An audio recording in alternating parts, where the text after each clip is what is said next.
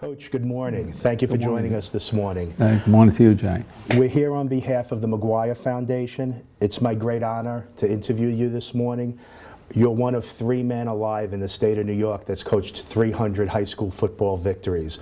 New York State's been keeping records since 1890, and you're one of 3 gentlemen who have reached a 300 victory plateau. You've been coaching at St. Francis for 56 years. You're the all-time winningest coach in the Catholic High School Football League. Your teams have won 14 championships. You've coached 4 Walter Camp All-Americans.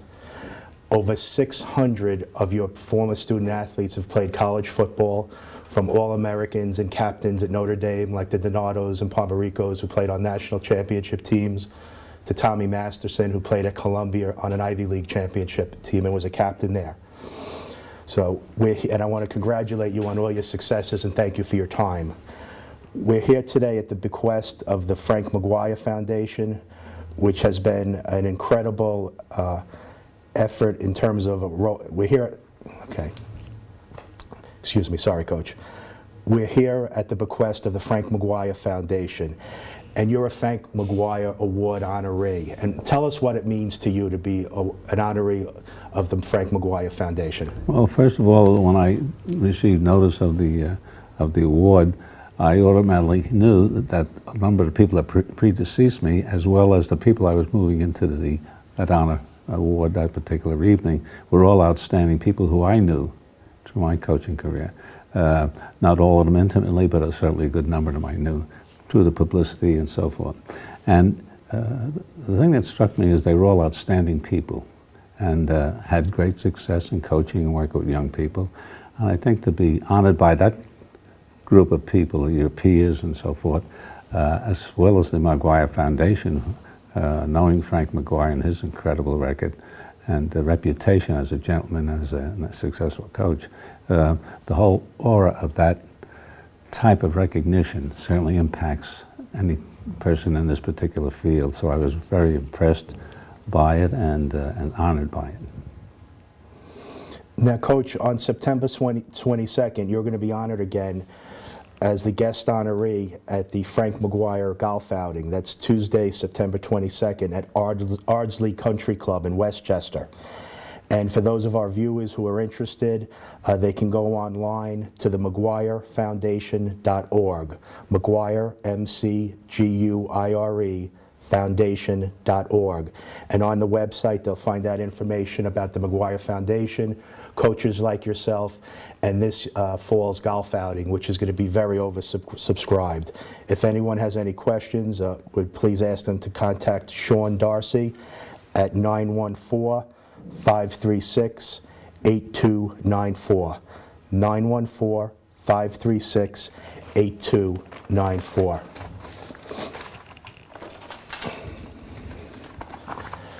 Coach, tell us about your family, your parents, the value of an academic and athletic success to an immigrant Irish family in the 1920s, 1930s. Well, I came out of I guess you would say, an Irish-Italian ghetto over in Park Slope area of Brooklyn. And as we were growing up, I went to a parochial elementary school, Holy Name Elementary School. And the thing that really impressed me about that is that there was a lot of activity, despite the fact there was not a lot of money at home. There was a lot of activity within the community in sports, in church activities and so forth. My parents, who were immigrants from Ireland, really didn't have an educational background to give us direction. So we had to find our own direction. I think the Severian brothers over there did an excellent job in that area. However, the situation was mostly unorganized sports. There were probably a couple of teams in school, but we had a lot of amateur sports at the parade grounds in Park. We call it Park Circle, the parade grounds. And it gave the kids an area of camaraderie. It gave the kids an area where they could get recognition.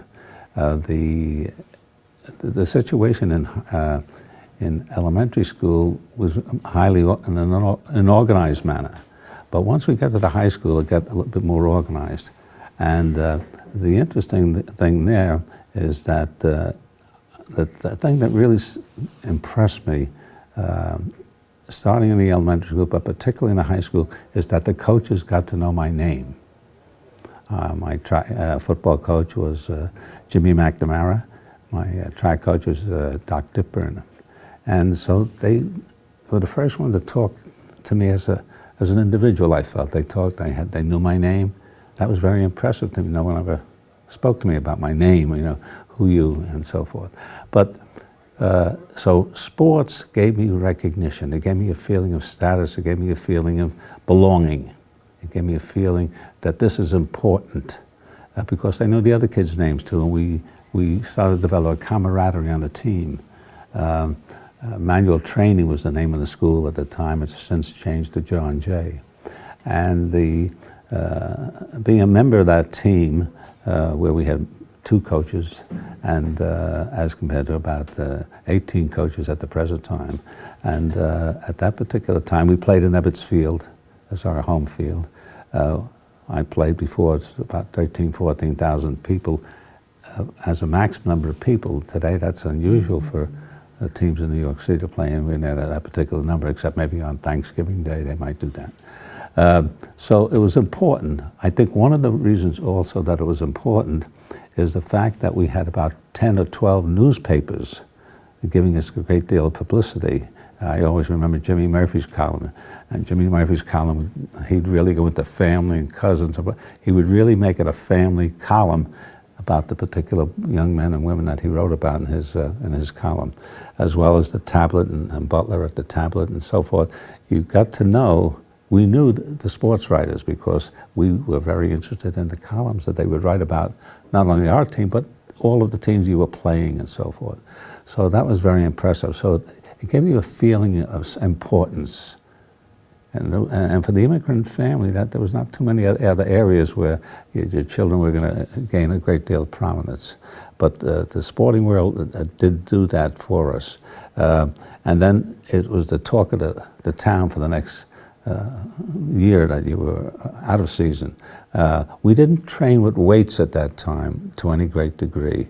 We didn't have the knowledge of it. We didn't have the expertise that many of the people bring today to it today. So that the idea of being recognized by addressing you with your name, by your name, the idea of camaraderie. We had very good camaraderie with the young men on the team. Most of them came from the neighborhood, so you went from the elementary school neighborhood into the high schools, and in many cases, you may not be able to afford the high school. For example, St. Francis Prep, the college couldn't afford to go there. So we went to Manual Training High School.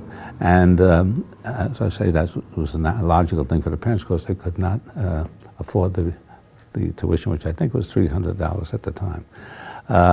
The other young men were similar. Frankie Nastro, a great running back for us at the school.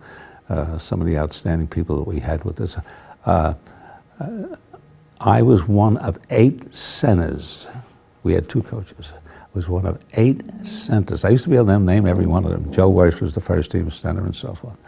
And so after a while I started thinking about that. I said, if I stay at this position, I said, well, I'm not going to go too far. So I changed the fullback. There was only 3 fullbacks, and one of them was all Metropolitan, George DeLong, who played fullback for Syracuse.